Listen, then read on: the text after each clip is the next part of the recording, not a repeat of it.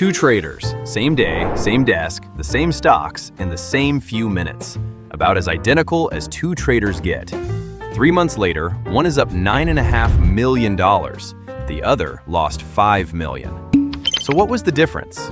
Was one just better at reading the market? No. Someone put these two groups side by side, and on the surface, they were doing almost exactly the same thing.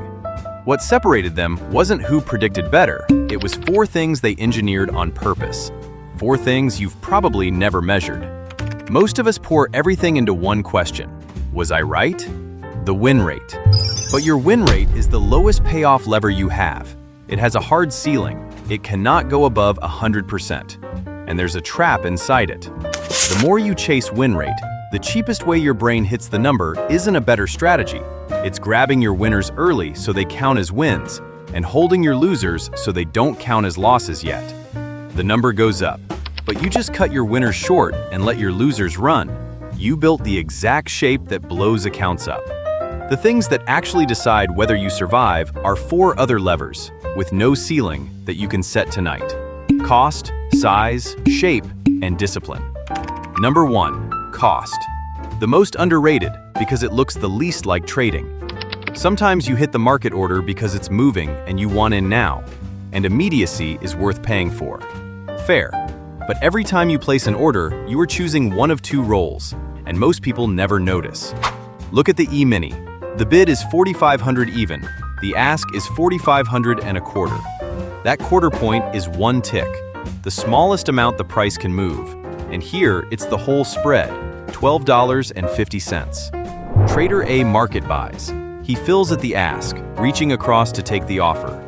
The pros call that taking liquidity. He paid the spread.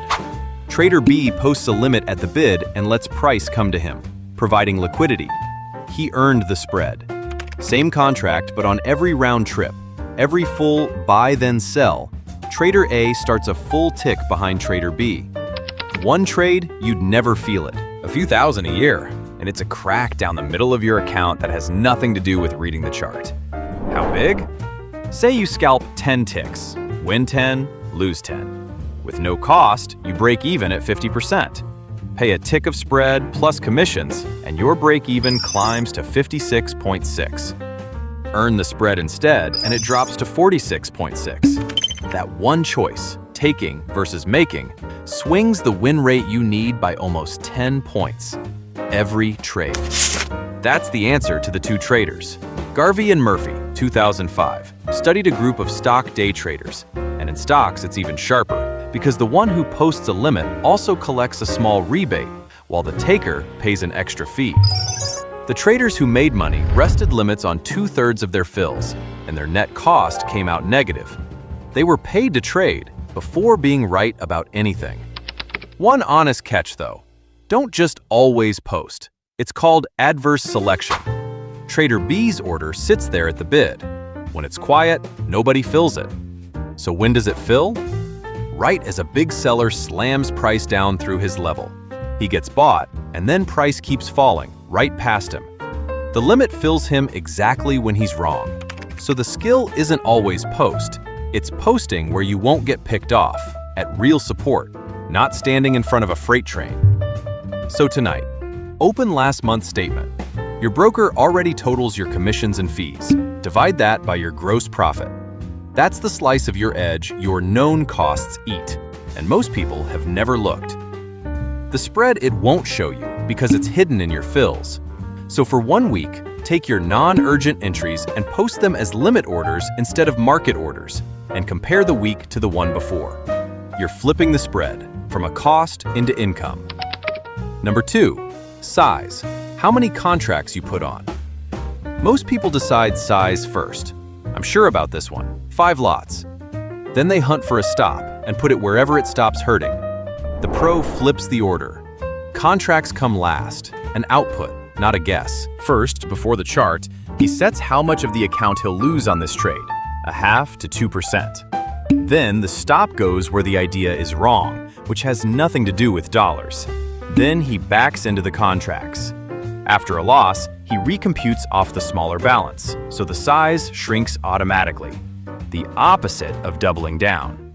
Why does it matter? Two pieces of math you cannot escape. 1.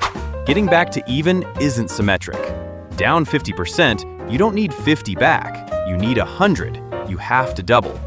Down 75, you need 300. The deeper the hole, the more brutally hard the climb, because every gain is on a smaller base. 2. A losing streak longer than you'd guess is coming for you. Even a 50% system, over 100 trades, will hit 6 or 7 losses in a row. That's normal, not bad luck. So take that same streak. Risk 2% a trade, and 10 losses takes you down 18%. You sting, but you're alive. Risk 10% a trade, and the same streak takes you down 65%. You're done. Same edge, same streak, only the bet size changed. That's how a winning system still goes to zero. It dies on size, not on being wrong. So can you just bet big? There's a ceiling, and it's counterintuitive. The Kelly criterion tells you the bet size that grows your money the fastest. But the moment you bet more than Kelly, you lose both ways. More risk and lower growth. Someone ran the extreme version, 700 bets, each with a 14% edge, meaning on average, you come out ahead. A sure thing, right? Bet full Kelly every time, and that $1,000 can still grind down to 18 bucks. And Kelly assumes you know your edge exactly, but you're estimating it, and a small sample overestimates, so you think you're at full Kelly when you've blown past it. That's why the pros bet half of Kelly or less. So tonight, from your last 50 to 100 trades, get your real win rate and win-loss ratio, run Kelly, and cut it in half. Then put a hard floor under it. Never more than 1 to 2% on a single trade, whatever the formula says. Your size is always that number, worked backwards, recomputed smaller after a loss, and never bumped up. Number 3, shape. The most counterintuitive of the 4.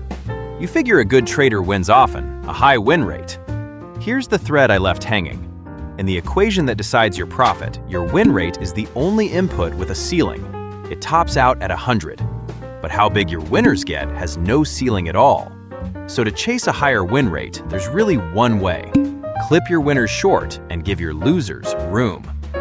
Chasing a high win rate is, by itself, building the shape that blows you up. Quick unit.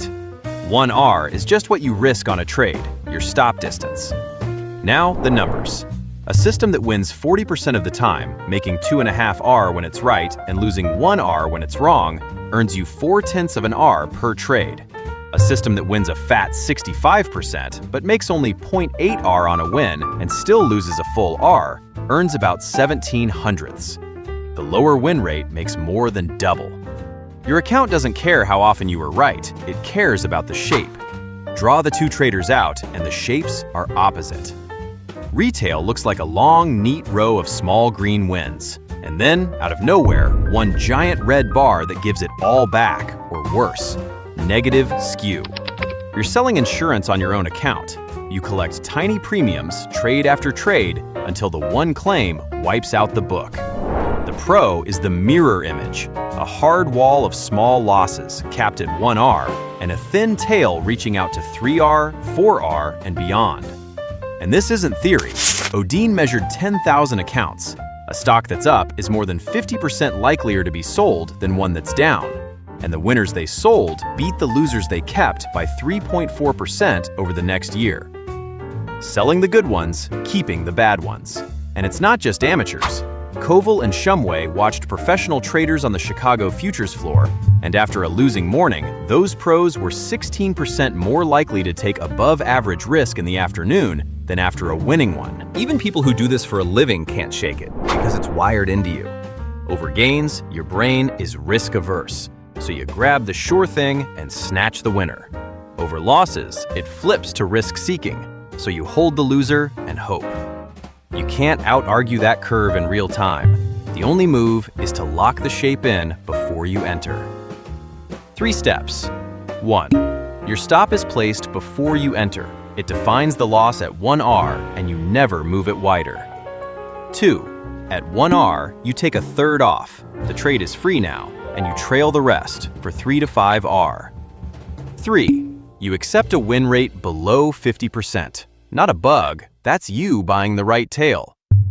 So tonight, convert your trades to R multiples and ask one question. Is your biggest single loss bigger than your biggest single win? If it is, you're fragile. Run those 3 rules for 20 trades until your biggest winner beats your biggest loser. Number 4, discipline, but not the kind you're thinking of.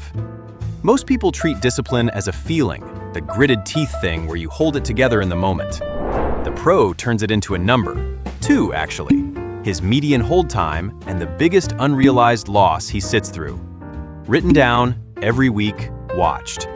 Why those 2? Because of a rare study, pretty much the only one on professional futures traders.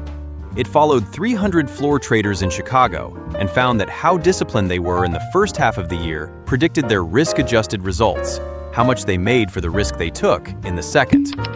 The least disciplined, the longest holds, the biggest unrealized losses, went on to make less and take more risk. Now let me be precise because this gets twisted. It does not say holding a loser costs you money. For these pros, sitting on a loss had no direct cost. It says your relative discipline predicts, ahead of time, whether you'll do well. It's a leading indicator. Your P&L is the lagging one. That's why you make it a number. In the moment, you cannot feel your own discipline slipping. You held 2 minutes longer than last week. Your worst loss got a little deeper than last month. You won't feel it, but the number sees it. A creeping hold time is your edge leaking, long before it shows up in your P&L. So tonight, build a disciplined dashboard. Every week, 3 numbers: your median hold time, your biggest unrealized loss, and the share of your trades that actually exited at your planned 1R stop, instead of you giving it a little more room. Then, watch the drift. 2 honest things, because I won't oversell this. First, the prettiest numbers here aren't modern US futures. The cost study is a 2000-era stock desk. The shape numbers are 90s stock accounts. The Kelly math is an idealized gamble. True. But the mechanism that splits the 2 traders, the physics of the spread, the arithmetic of compounding, the curve wired into your head, doesn't care what you trade. And I leaned on 2 studies of real futures floor traders to show it survives even among the pros. Second, and bigger, these 4 protect an edge you already have. They do not hand you one. Fewer than 1 trader in 100 has a durable edge to begin with. Cost, size, shape, discipline decide whether that edge survives and compounds or quietly leaks out and blows up in one shot. They're necessary, they are not magic. So step back, all 4 at once. Cost, stop paying the spread, learn to collect it. Size, your contracts are an output, capped at 1 to 2%. Shape, stop chasing your win rate, design your P&L. Wall the left tail, grow the right. Discipline, a number you watch every week because you can't feel it slip. 4 levers, and not one of them is about whether you were right on the trade. And the hard part is this: in the moment, all 4 are invisible, which is exactly why you measure them instead of feeling them. And the tool I built for this exact problem is Meridian. It does the one thing you can't do for yourself. It measures that discipline number in real time. It watches your session. It steps in the moment your behavior starts to break down. The journal writes itself. The stats show what's actually happening in your trading, and it reads your discipline back to you, the one behavior to fix next. It watches the behavior. It never trades for you. It's at meridianpsi.com. If you want every prop firm rule and trick so you can pick the right one for you, check the video on the top left. And if you've ever been certain the market reached in and grabbed your stop, the one on the top right shows what's really going on. This whole channel is one thing, the real research on how trading actually works, turned into systems you can run. If that's useful, subscribe and hit like. That's how the next trader stuck in the same trap finds it. I'll see you in the next one.